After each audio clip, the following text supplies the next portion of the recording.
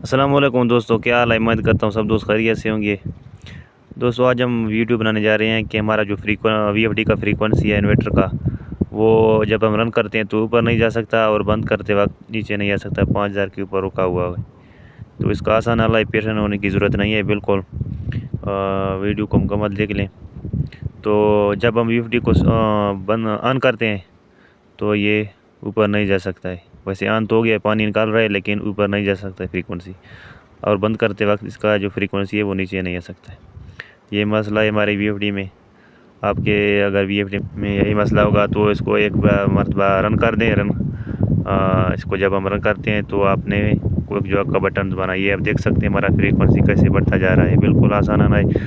VFD को run करके quick वाला बटन आपने दबाना है तो आपका VFD का मसला हल हो जाएगा। बिल्कुल आसान ही है।